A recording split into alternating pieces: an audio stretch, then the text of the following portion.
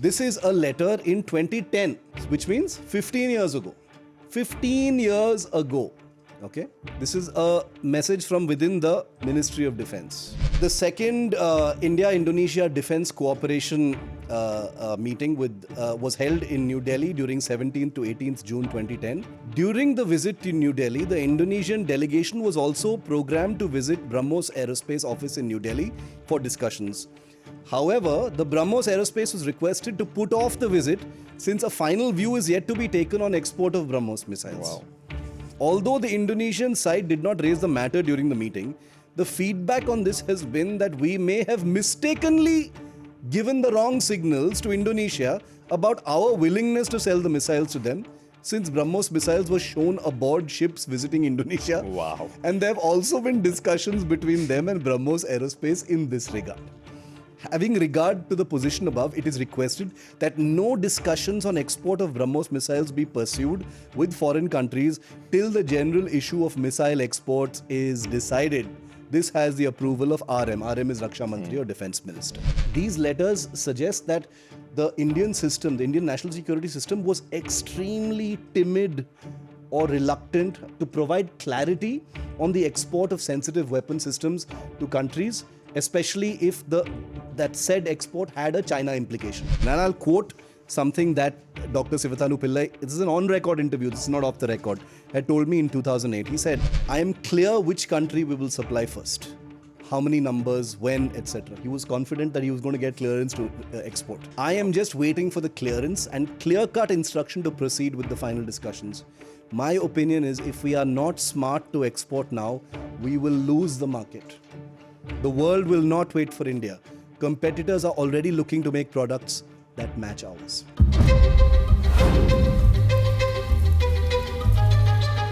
Hello and welcome.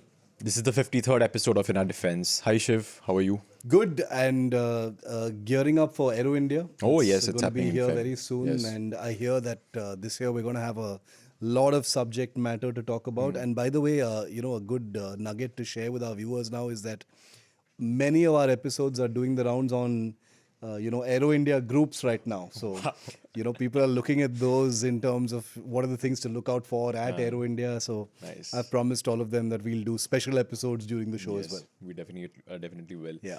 And I mean, considering the topic of our last episode, I mean, I think you mentioned that you've gotten some really interesting, I would say, feedback from people within the military and the armed forces. Huge, because it was a controversial issue. It's one that has created a lot of divisions, within both the serving and the veteran community. And I got so many messages from, former chiefs taking both sides. Some defending HAL, some saying, "Oh my God, you haven't even scratched the surface." And it's a very, very divisive issue, which is the reason when people sort of lash out at us in comments and stuff, which I welcome always, which we welcome always. The truth hurts. That's the problem. Yes. But the thing is, what all we're doing on this podcast is shining a light at some uncomfortable issues which most people don't want to talk about, and in the hope that it'll make things better. Yeah. We're not here, like shit posters. We're actually trying to make things better. Yeah. So hopefully that'll happen. Yeah. And I think we'll do some of that on this episode as well. Though this episode, I think the topic of it at least won't really classify as one of our episodes where we really, go after a particular organization or topic or subject matter and, go on your famous rants. Because this is a topic that we both have loved talking about. I think in one of our previous episodes, you talked about how it gives you sort of warm, fuzzy feeling The BrahMos. inside. The BrahMos, exactly. Yeah. One of our best, episodes in terms of the traction we got online from our viewers and our listeners. So we've done a couple of episodes actually. One specifically on the BrahMos program, how it kind of took shape, and how it almost without many controversies, like clockwork precision, just one thing led to the other, and then you have this fantastic crop of missiles with your military. And we did another episode on India's larger cruise missile program. But obviously, BrahMos did come up in that as well. What we'll talk about on this episode is something that we never talk about when it comes to India's military. Actually, we only talk about the opposite, exports. We only talk about imports, because that's what the Indian military mostly does. It imports defense equipment. But with BrahMos, India has managed to find, and I'm surprised why India has managed to find this one piece of equipment that it has already exported, and that for which it has many more people who are interested. So last year, India exported 3 batteries of the BrahMos missile system to the Philippines. The deal was struck a couple of years, a year and a half earlier, I think, in 2023, for $375 million. And recently, we've heard that the talks with Indonesia for a deal of around $450 million is in the final stages. And probably will be announced when the Indonesian head of state comes to India very soon. So before we get into why are we talking about exporting BrahMos, like, a system that was inducted in your military in 2005, which I think is going to be very interesting. I want first your assessment of why should we be tom-tomming India being able to export this missile system? Well, you answered that question a little bit in your question itself, Dev, which is that, when you said that, for once we're not talking about imports, we're talking about exports. So for a country that continues to, have the notoriety of being the world's largest importer of weapons, any export is, a breath of fresh air. It's like a cool wind on a summer's day. It's something to be celebrated. It's something to be welcomed. And it is something to be learned from so that we can do more. A weapon export is a very, very difficult thing to achieve. And, viewers who've been and listeners who've been watching or listening to In Our Defense know that, we have taken a scalpel and really torn through India's procurement process. And so we know exactly how difficult it is to sell stuff that we make here in another country. Because we are so burdened by the pressures of having to import equipment to meet our military's needs. Exporting has been so far from our reality as a nation that to see deals like these taking place now, and we'll talk about the other countries that are buying these things, there's something almost magical about it and unthinkable. And I can tell you that when I started covering defense, when I started covering, the BrahMos program, like I often say, has been sort of co-terminus with my career. 2004 is when I started covering defense. 2005 is when the BrahMos started entering service with the Indian military. And I've been tracking it periodically with a great deal of regularity ever since. I've known all of the CEOs who've been part of the BrahMos program since then, interacted with scientists, engineers, both on the Russian and the Indian side, very, very regularly. So I have I've had a sort of reasonable, almost a kind of a running understanding of the program, since its inception. So and we're going to get into some of the more, sort of uncomfortable truths about why we are celebrating this export in just a moment. But it's a very, very big day because for literally the entire lifespan of this program, managers, CEOs, diplomats, officers within the Ministry of Defense have been fighting the system to permit the export of this missile to other countries. Letters have been written, and I'm going to be very honest on today's show, and I'm going to actually read out from some on-record communications within the military from that time, a sort of policy paralysis that took place. And I'm not here to bash one government vis-a-vis the other.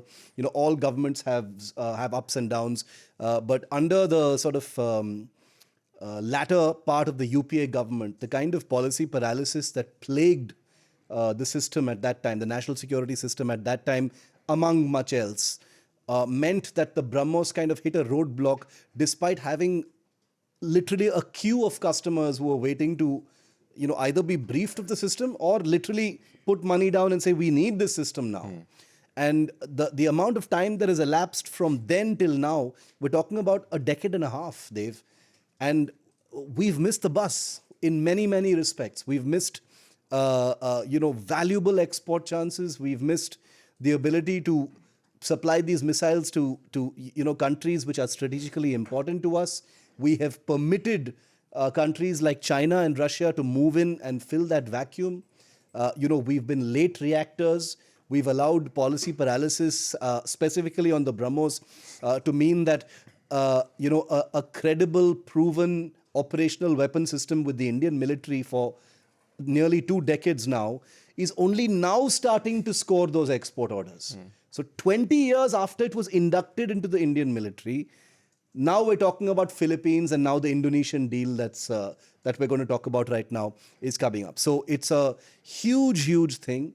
I don't think any other country has, shot itself in the foot in quite the dramatic fashion that India has as far as the BrahMos is concerned. By this time, in my personal view, the BrahMos should have been operational with at least 6 or 7 nations, and it's operational with only one other than India. So there's a great deal of tragedy behind this amazing victory. Right. And we'll get right to that actually, because this thought did actually strike me when the news of India delivering those 3 batteries to the Philippines came up sometime a few months ago. And I thought of it even back then, because with the benefit of having that conversation with you on the BrahMos, we'll have a link in the show notes. It kind of struck me that this is that one piece of military equipment where, at least on the developmental side and in terms of the capabilities and in terms of satisfying your customers, which are the Indian Army, Air Force, Navy, you haven't gone wrong at all. Things can be said about, and we have on this episode, we've talked about the Arjun tank and things that went wrong with it, the Tejas fighter jet and things that went wrong with it initially.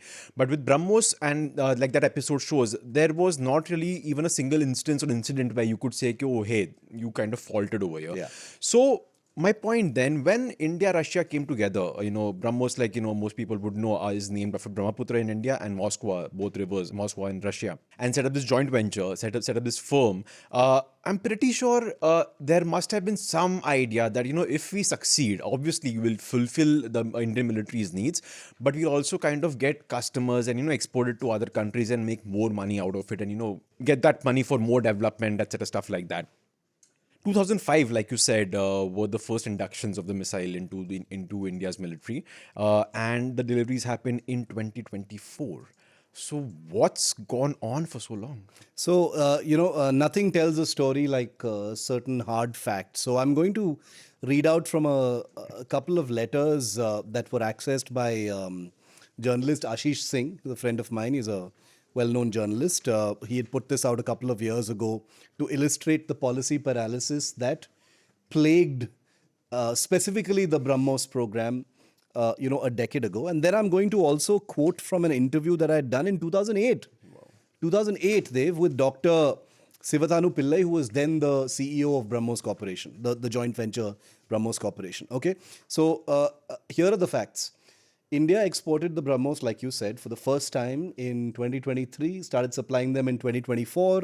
The first customer was the Philippines, right? So, okay, bear Philippines in mind now. The year was 2024 when the missiles reached Philippines. I'm quoting from an April 2014 letter, which means 10 years ago, okay? Just before the government changed, where you have a External Affairs Ministry bureaucrat writing to someone in BrahMos Corporation saying, "Dear Mr. So-and-so, we have come to learn that a team from BrahMos Aerospace team is visiting Philippines. We seem to have no papers regarding political clearance for this visit. The team is requested to not go before taking clearance from MEA, and you are requested to contact MEA for consultations regarding this visit before the team departs." Now, on the face of it, nothing wrong with this. Nothing wrong with this letter. This is fully compliant with the protocols. Anytime a national security related team or a weapons related team goes anywhere, political clearance is required. So there's nothing seemingly wrong with this. But the background of this letter, what was happening around this letter, were teams from BrahMos Corporation literally breaking down the doors of both the External Affairs Ministry and the Defense Ministry, saying, could you please hurry up and give us these clearances? so that we can go and at least talk about the BrahMos. Ultimately, BrahMos Corporation does not sell the missiles. Of course. It's the Indian government that exports the missiles. So even if I want to, even if I talk to all my customers, I'm not going to be able to sell them the missile unless I have my full export clearance from you guys. So why are you so skittish about us talking to other countries? This letter shows that they were not allowed to even visit other countries, without all this red tape to talk about it. And I'll come to the reasons for that later. Now we've talked about the first customer, which is Philippines. The second customer is a potential customer that's coming up is Indonesia. India Today's defense correspondent Shivani Sharma has filed a report saying that a deal worth 450 million, more than the Philippines deal, is now on the table and it's about to be concluded with Indonesia. So it's an even bigger deal, greater implications. We'll come to the China aspect and why this is happening later. But now keep in your mind Indonesia, Dev. This gets, buckle on your seatbelts because this gets really, really interesting. This is a letter in 2010, which means 15 years ago. 15 years ago, okay? This is a message from within the Ministry of Defense. Again, once it is addressed to the BrahMos people. It says, the second India-Indonesia Defense Cooperation meeting was held in New Delhi during 17th to 18th June 2010. During the visit to New Delhi, the Indonesian delegation was also programmed to visit BrahMos Aerospace office in New Delhi for discussions. However, the BrahMos Aerospace was requested to put off the visit since a final view is yet to be taken on export of BrahMos missiles. Wow.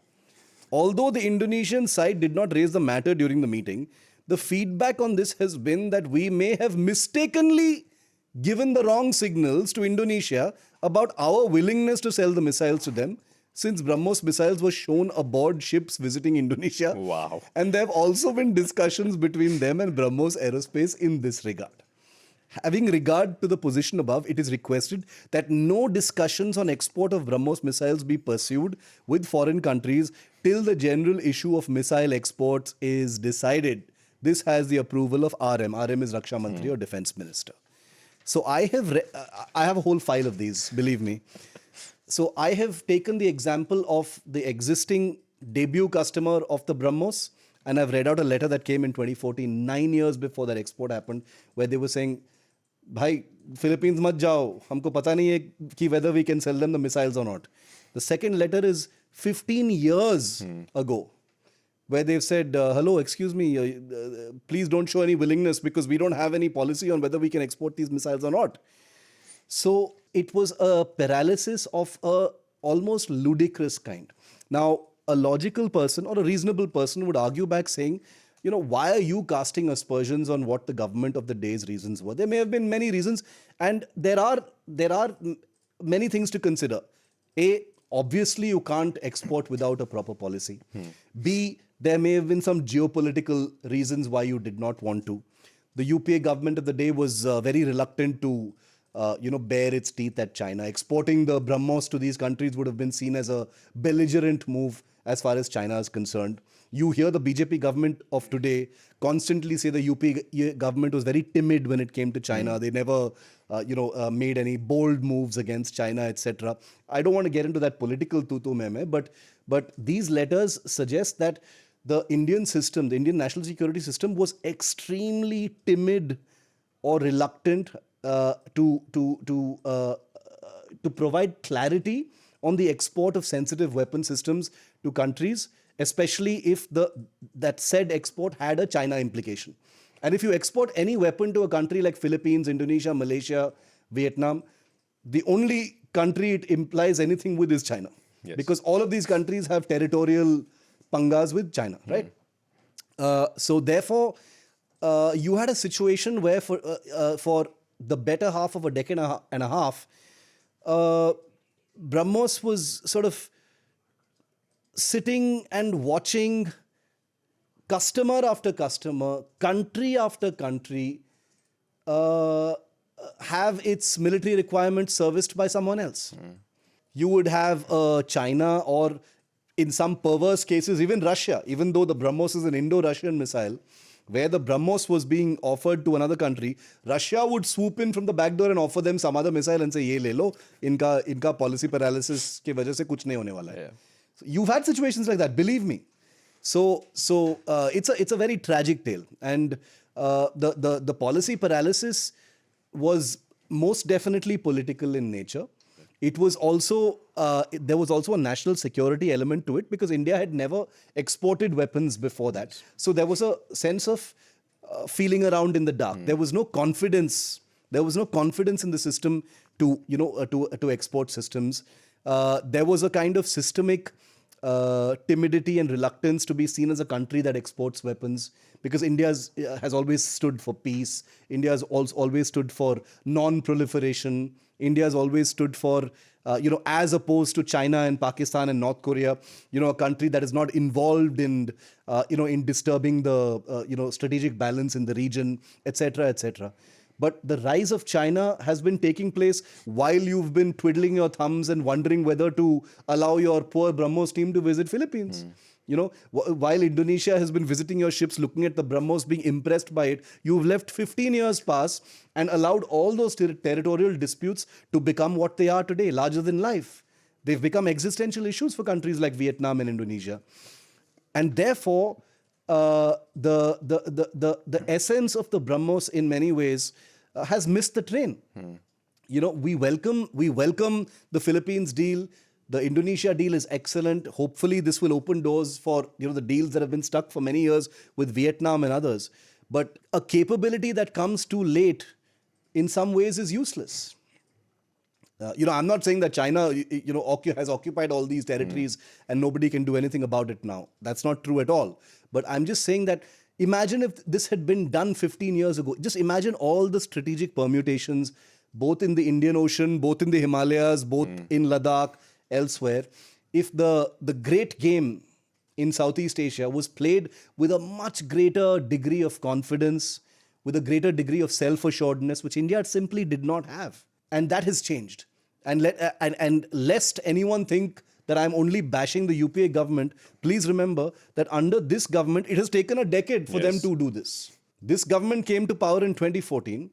2023 is when the missile deal with Philippines happened. So if anyone thinks that I'm only pointing a finger at the UPA, this government has also taken its own sweet time. In fact, equal time, 10 years, 9 years, to get to that point where they've started, putting out those missiles.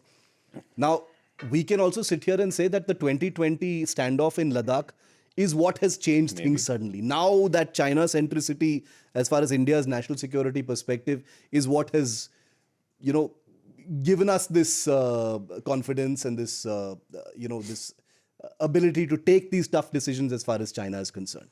But the fact of the matter is that in many ways, India has missed the train. And I'll quote something that Dr. Sivathanu Pillai, this is an on-record interview, this is not off the record, had told me in 2008. He said, just remember this is 2008, so you know how many years ago that is. I am clear which country we will supply first, how many numbers, when, etc. He was confident that he was going to get clearance to export. I am just waiting for the clearance and clear-cut instruction to proceed with the final discussions. My opinion is if we are not smart to export now, we will lose the market. The world will not wait for India. Competitors are already looking to make products that match ours. 2008.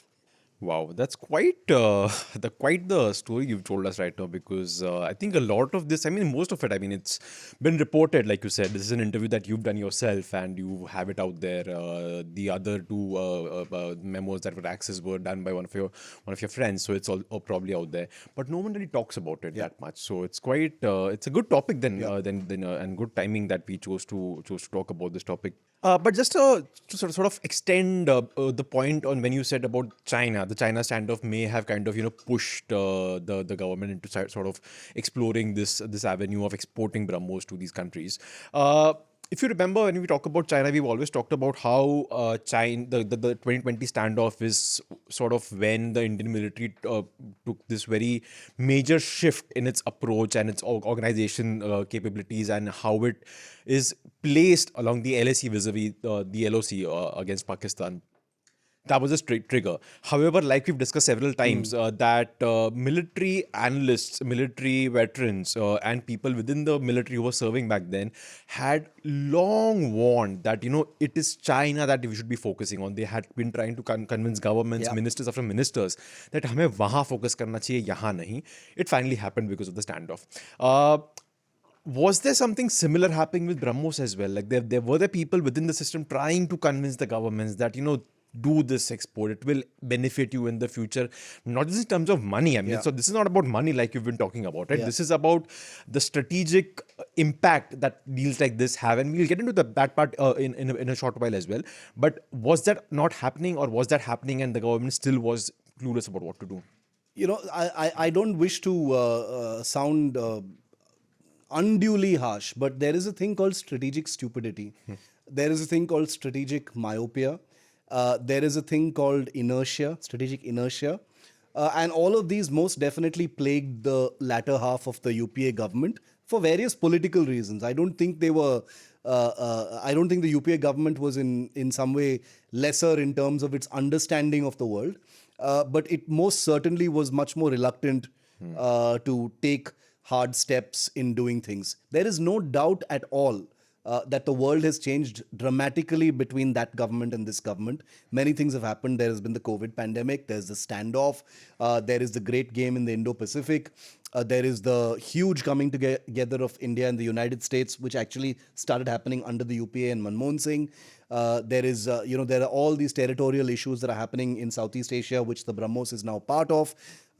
So much has changed. There's no doubt about it. But I have shown you, when you ask, what this paralysis was really all about, and what was wrong with the system at that time, I have literally quoted just two letters that are reflective of the kind of chronic unwillingness to take a difficult decision as far as this is concerned. Imagine how many more letters there are, Dev. Imagine how many more files there must be. This is just Philippines and Indonesia, and only one letter. There must be so many more. There is a famous letter by a foreign secretary. I won't take his or her name, where she's written a 3-page letter to the BrahMos CEO saying, I'm paraphrasing here, but she's basically practically chastising him, saying, listen, you need to chill. We get letters from you every fortnight, but until we have a comprehensive export policy, which we don't have currently, can you please stop sending us letters? Okay? It's not going to happen. Permission nahi milega. Wow. So stop sending these letters. Okay? I'm of course oversimplifying it. It's a very polite letter, but basically saying, भाई policy नहीं है, तो कैसे permission कैसे दे सकते हैं? So Dr. Sivatanu Pillai, the BrahMos CEO, he's asking me, saying, so my thought respectfully back to the government was, how long does it take to make a damn policy? I've been asking you this for 10 years. How long does it take to make a policy? There were certain restrictive regimes, as MTCR and a few other things that meant that export was a little tricky for India, and that MTCR issue was resolved much later. But here was the BrahMos range definitely complied with those restrictions at that time. But here was a CEO who was practically tearing his hair out. He didn't have much hair on his head. In order to get clarity, he was not even asking, after a point of time, the successive CEOs of BrahMos were not even asking for permission to export. They were practically saying, just give us clarity whether, should I send my people there to other countries or not? Should I send my teams to participate in these shows or not? Or should I just wait around for Indian orders, and then whenever you tell me, then I'll start doing it. Because BrahMos by itself was a corporation. They were not a Sarkari agency. It was an Indo-Russian joint venture. Profit-driven, looking for customers, proactive, which is everything that the Indian system is not. And therefore it was enormously frustrating for BrahMos to be sitting here and watching active customers come up, look at their brochures, look at their ships, visit their facilities, see the weapon, and an excellent weapon, and not even a weapon in development, an excellent, proven, operational, inducted weapon. and having to disappoint them by saying, listen, we'd love to sell it to you, but Malik ne permission nahi diya. Yeah. So it became like that for a very, very long time. And sure, the truth is that much changed between the two governments in terms of the geopolitical situation. Much of the policy work, we may have to credit the UPA government for at least beginning the policy work towards creating some kind of a basis for exports, though I very much doubt it, because this letter is 2014. Yes, exactly. April 2014, they lost power in May or June. Yeah. So therefore, this doesn't sound very positive. It looks like until the last days of the UPA government, they were like, no, export nahi hoga, nahi karoge tum. So I'm only left with the option of saying that it was under this government that something culturally changed from that strategic vision. Gone was the timidity of thinking of export. That whole socialist kind of strategic peacenik mindset that has infected Indian governments since independence about, no, we're peaceful. You can be peaceful and yet ensure peace in the region. Exporting weapons doesn't necessarily mean you're a violent country. Because weapons, after all, are about deterrence. Where India sends the BrahMos out to Philippines and Indonesia now, India is not saber-rattling. India is literally saying, we don't want these weapons to ever be used. So there will lie the peace. We talk about deterrence so much on this show, right? The whole point of the BrahMos in the hands of countries like Indonesia and Philippines, to simplify it further, is to get China to behave in certain respects, right? The point is not to be belligerent or violent at all, but that understanding has fundamentally shifted now. There's greater strategic foresight. There is less coyness, shyness about, there's nothing dirty about exporting weapons, especially when it is in national self-interest for a country like India. It's not some horrible thing, oh my God, you're now a country that exports weapons. The land of Gandhi yes. is exporting weapons. What have we come to? That bullshit is out of the window, right? So those are hypocrisies which have been, thankfully, the winds of change have taken them away.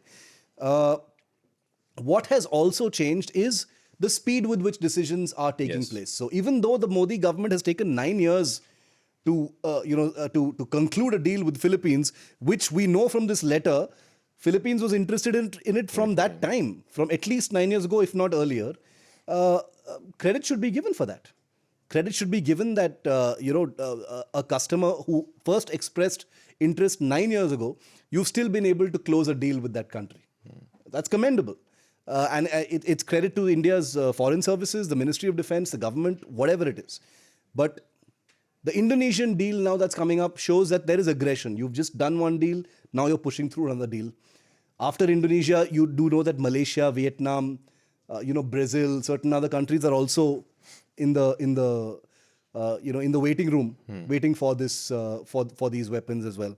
So there seems to be more systemic efficiency, a greater sort of professionalization of things, where clarity is also given. There may be countries that are coming to India and asking for certain weapons, and a clear sort of message is being given to those countries, perhaps saying, listen, we can't supply those weapons to you right now for various reasons. But no country is left hanging for 15 years. No country is left, is told, hamare office mein aa jao, and then told, oh, sorry, we can't show you this weapon. That kind of ridiculous systemic confusion, ambiguity, nebulousness as far as decision making is concerned, that's gone out of the window, which I think is a very, very welcome change. Right. We'll talk more on this topic, especially the geopolitical aspect of deals like these, but after a quick break. Now, with the IPL, with the Champions Trophy and a 5-test series in England coming up, and with all these talks about Bumrah becoming your next test captain, how would you handle him? So if you're talking about Bumrah, he's a national asset. Virat Kohli has confirmed it. Everybody knows it. Yeah. And everybody across the world, even when we lost the series, people like Michael Clark came out and said, he's right now the best ever right now, because you are playing 3 different formats, all format pacers present in the world. When you have a guy like that, you will protect him. This coach and captain duo have not protected Bumrah. They threw him at every dice. Bumrah should not even be part of that Champions Trophy squad because, as it has happened, But Bumrah will play every IPL match. yeah. He will play every IPL match if he's fit. And he will be fit for that IPL. There are people sitting in the BCI, in the NCA, who have to decide, because he's heading to NCA supposedly, right? Yeah. So NCA will decide how fit he is. No, to if play. if Bumrah wants to probably No, play, that is his call. win an ICC That tournament. is his call. That is a team management call. That is because I am just presenting my point of view. Yeah. Because for me, Bumrah is that important. I will not risk him in Champions Trophy. What if he plays 2 matches and then again the breakdown happens? Tomorrow, people with stats. And Bumrah missed a complete year, a whole year because of the an back injury, a injury, back injury. Why will you risk him again?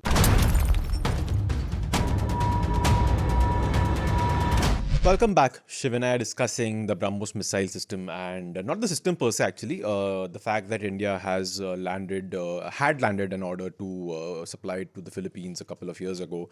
Supplies went out last year, and a deal with Indonesia is is definitely on the table, and it's in the final stages and is expected to be signed very, very soon. In the first half, you've told us about the policy paralysis, the fact that you did not have sort of an export control policy that allowed you to give BrahMos the okay to even go and present a PPT. By the way, like you said in that letter, it was just like कि हाँ हम मिल के आएंगे उनको दिखा के आएंगे and then you tell us if we can sell or not. But वो भी allow नहीं किया. So before we talk about the geopolitical aspects of deals like these, I want to actually talk about this technical aspect of export and export policy, because this is something actually I tried to wrap my head around when we did reporting around the Balakot airstrike, because that is the first time I think not first time it was reported, but it became widely known that the US had told Pakistan in its agreement for F-16s that you cannot use them against India. And to me that struck a bit odd कि भाई मेरा पैसा मैं खरीद रहा हूँ, मेरा माल है, right? Like if I'm buying a car, I can do whatever I want with it, except it should not be illegal obviously, but it's my car, it's my property. How can you decide कि तुम कहाँ use करोगे इसको, तुम कैसे use करोगे इसको? So, but it's for people who closely follow the world of defense, it might sound ridiculous I'm saying that, but it's a very, very sort of established thing in the world of defense exports. So because India rarely gets the chance to be an exporter, I want to understand what goes into making an export policy and what would be India's export policy. Like, whom do you sell to? What sort of restrictions do you have on them? And very, very crucially, how do you safeguard this tech that you have developed and the IP rights for which you own? So, any defense deal, whether us importing something or now us exporting stuff, is not a purely commercial deal at all. I mean, that is the obvious thing, but I need to say it because many people need to understand that. It's not purely commercial. These are very, very high value deals, as we've just spoken about. The deals with Philippines and Indonesia at 375 and 450 million are actually tiny compared to how big defense deals can actually get. But having said that, all defense deals are basically political decisions. They meet a certain capability for the receiving military towards political ends. After all, the military is there to either guard the sovereignty of a country or wage war or execute certain missions against or within another country. And therefore, all defense deals are political. When you sell weapons to another country, it is a loud political message. There's not going to be anything ambiguous about it. India selling weapons to Armenia, as it has been doing for the last few years, including artillery guns, Pinaka rocket systems, etc., is not a purely commercial deal because it means you are supplying a country that is at war with Azerbaijan. When you're selling BrahMos missiles to the Philippines, the obvious message, any idiot will tell you that it's because the Philippines needs these missiles as a deterrent against an aggressive China in the South China Sea. When the deal with Indonesia comes to fruition, it is going to be obvious to everyone, as it is even now, that Indonesia, being an archipelagic nation with hundreds of islands and a huge, oceanic maritime exclusive economic zone, has a vast, amount of territory in the oceans to protect against a China, between the Malacca Strait and elsewhere, and therefore it needs this kind of deterrent capability to keep China in check. So, in any deal that you see, who those weapons are pointed at. When Russia supplies S-400s to India, it is clear to the world that those S-400s are basically against largely a Chinese threat and to a smaller extent a Pakistani threat. So the adversaries of a country make that deal pretty obvious. Now, what goes into an export policy, which is at the core of this episode, is that it's complicated. It is a combination of military capability, foreign policy, a country's strategic objectives. Since we're in India, I'm talking about India, our strategic objectives with other countries, and what our long-term regional or international goals really are. Because like I said, a defense deal is, when we send our BrahMos to Philippines or Indonesia, believe me, we're keeping an eye on those missiles at all times to see what's being done with them. So, we may not be restricting how Indonesia or the Philippines use the BrahMos missiles, but like the US does with the F-16s, and that's a whole new episode. But you better believe that we are keeping tabs on what's happening with those systems. So, that's one of the ironies. We've sold it to them. It's their weapon. It's their missile. It's under their military. But we're still keeping track of those weapons, because in many ways, those weapons are an extension of our foreign policy. Yes. It is our foreign policy that has facilitated the supply of those weapons. So it's the long arm of foreign policy that still connects those weapons back to us here in Delhi. So that is important. Now, I'll take an example of BrahMos, because as I described in my last answer, there was simply and frankly and admittedly a complete lack of an export policy for weapons, particularly the BrahMos. The reason why BrahMos kept coming up in these discussions is probably because there was no other weapon that anybody was interested in. Most countries coming to India were interested in the BrahMos.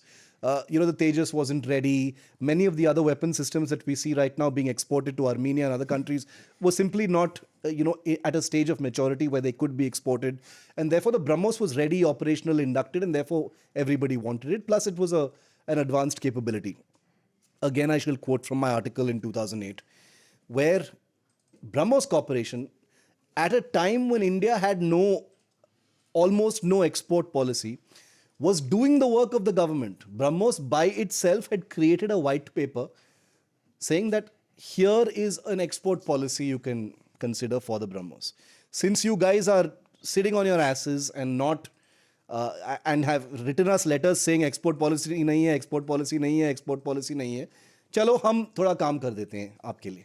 We will do your job for you, and we will come up with a sort of a diet export policy in which you can flesh out using your resources. So what happened was a supervisory council comprising members of both the Indian and Russian governments was set up. Yeah, they had your DRDO chief, Secretary Defense Finance, Joint Secretary from the External Affairs Ministry, etc., and corresponding people from the Russian side. And these two sides created a list of categories of countries that could be exported. The BrahMos could be exported to. Category 1 listed the principal customers, India and Russia. These are the countries that BrahMos can be exported to, the paper that BrahMos supplied. Category 2 listed Egypt, Chile, South Africa, and Brazil, which were classified as friendly countries identified by both Russia and India. Okay. Category 3 included Indonesia, Malaysia, and the Middle East. Basically, the brief here was to start discussions, but don't commit. You can talk to them, but don't commit. Indonesia, Malaysia, and the Middle East. I won't say what is common between them, but that is obvious. There was a bit of a reluctance from the government itself. UPA government, imagine, ironic, saying, talk, but don't commit yet. We don't know yet whether we can supply to those countries. Okay?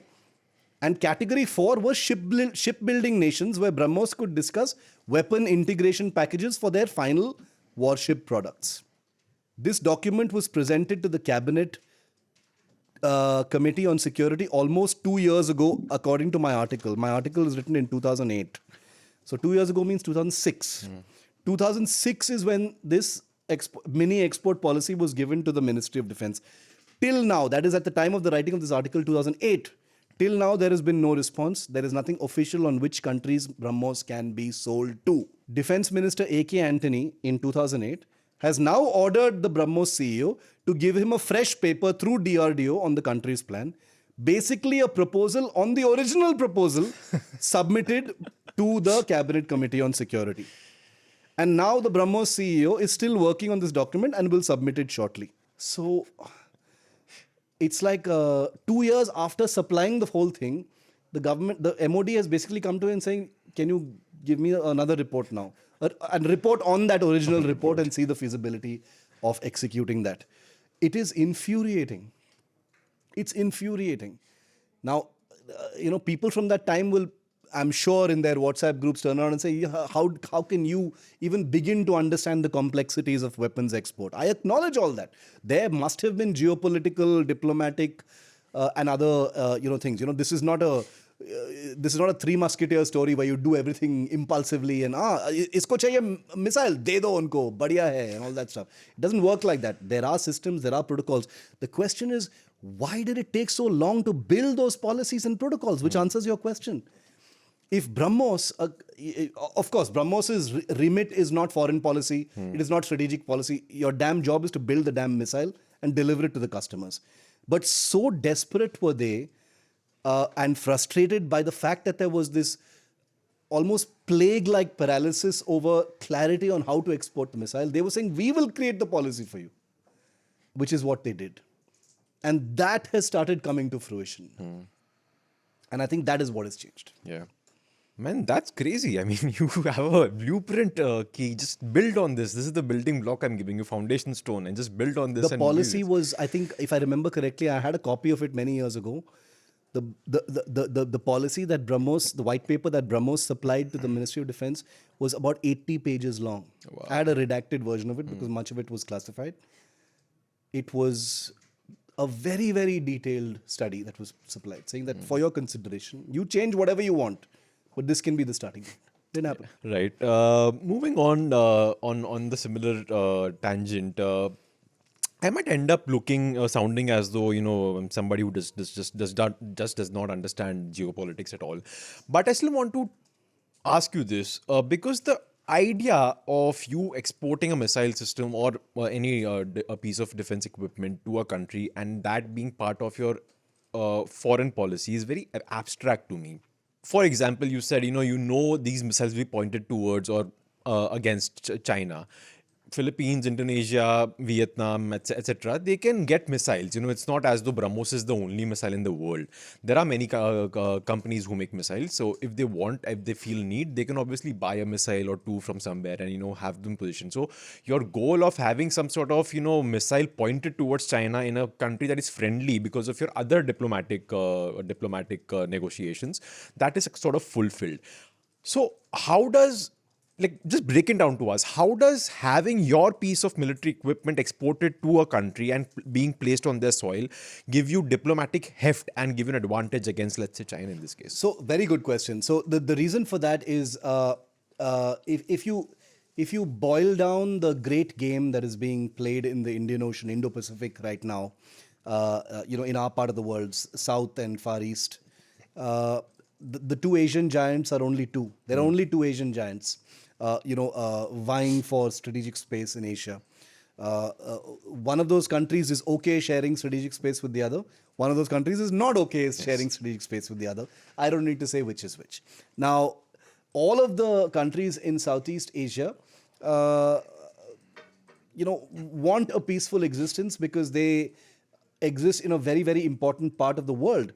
All the strategic sea lanes of communication that emerge from the Persian Gulf, energy, oil routes, shipping routes, they all pass through those countries. The Malacca Strait, then to Indonesia, Singapore, Malaysia, Thailand, all those countries, and then they go out into the Pacific, South China Sea, and into the Pacific to all the other countries. Now, these countries have come under increasing strategic pressure to,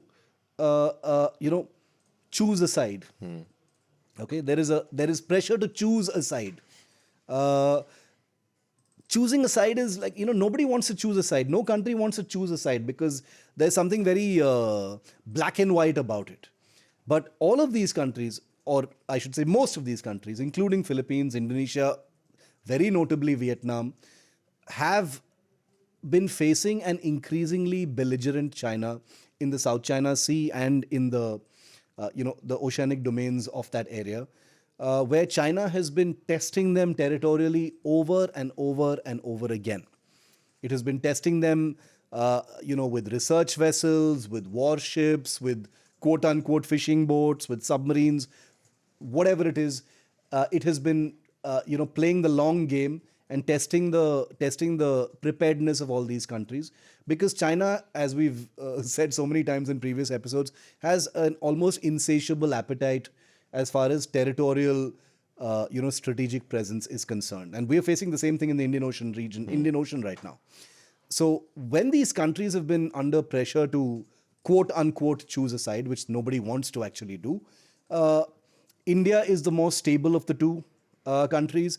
India is most certainly unlike China in terms of territorial appetite.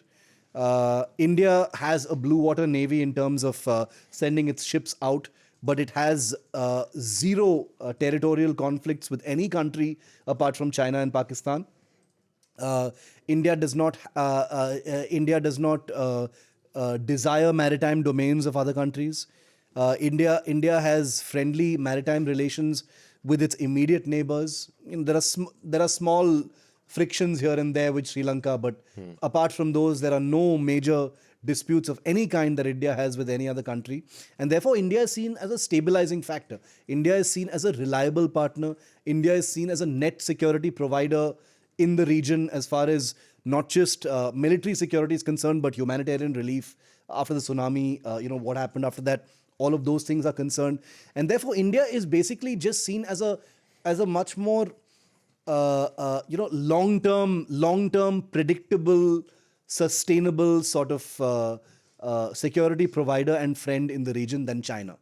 All of these countries view China with suspicion, not only because of the territorial issues, but also because China is unpredictable. China's long-term intentions have always been ambiguous, and nobody can really tell what are they after. What the hell are they after?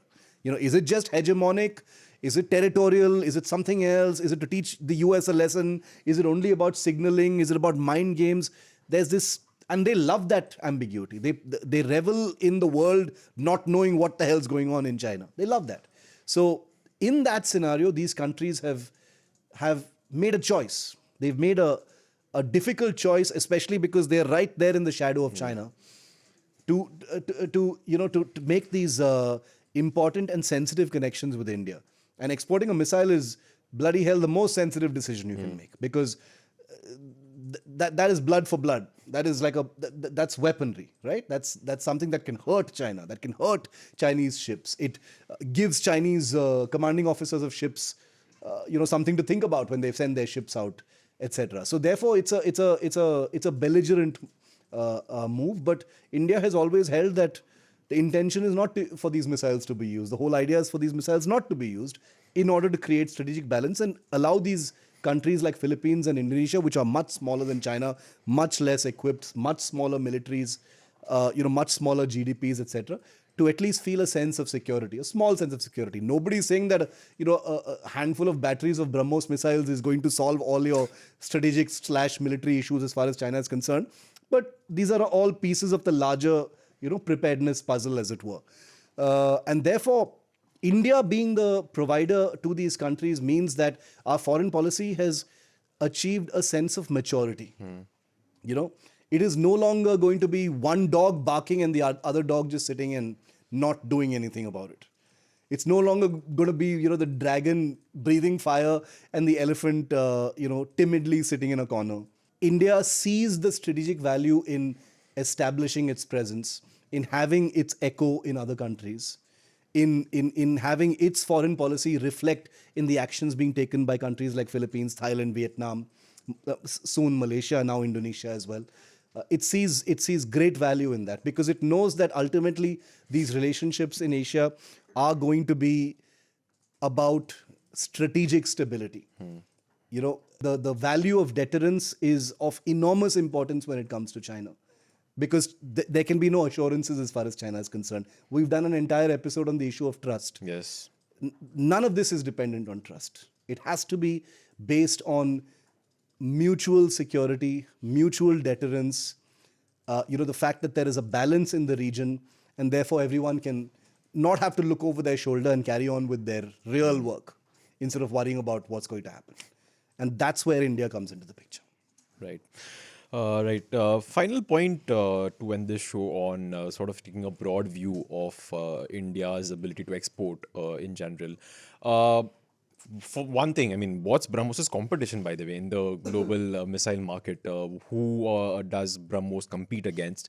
What other countries do you see BrahMos being potential customers of?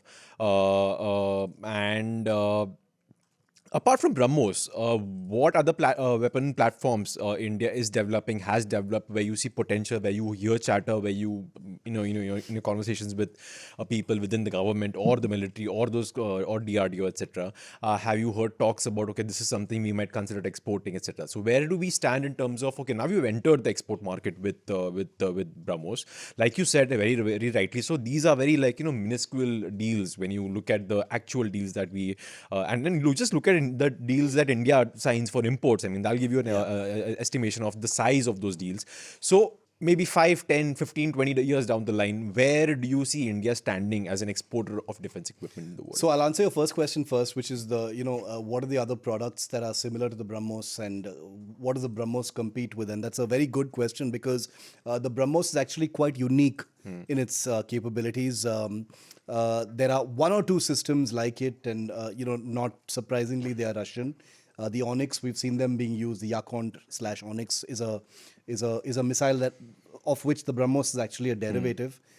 We've seen that being used in Ukraine. It's also a supersonic cruise missile. The China, I forget the name, but the Chinese have a sort of comparable missile system, like the BrahMos. Not quite the same kind of capability, but something that's largely comparable. There are, of course, many subsonic cruise missile systems and anti-ship missiles that companies like MBDA and others do build.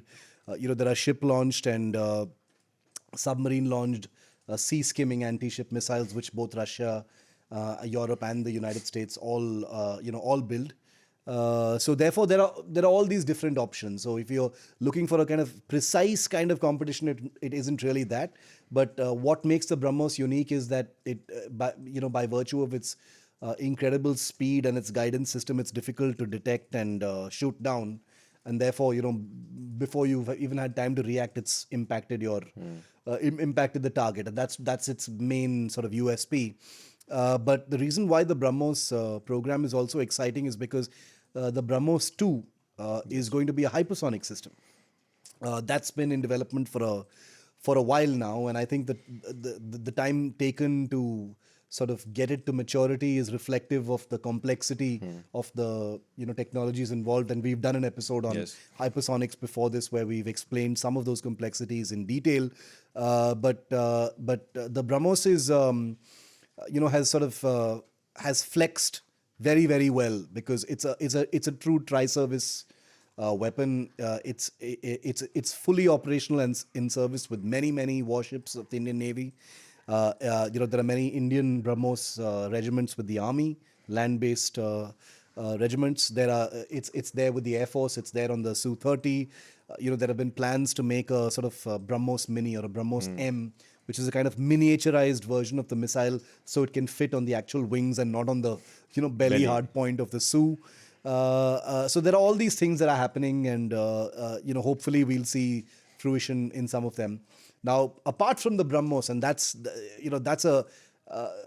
that's a tantalizing area to look at because let's look at the things that we have exported so far. The BrahMos, obviously. We've exported private sector artillery guns from Bharat Forge, the Kalyani Group. Their artillery guns have been exported to countries like Armenia and certain other customers. India's Pinaka guided rocket system, multiple rocket system, has also been exported to that country.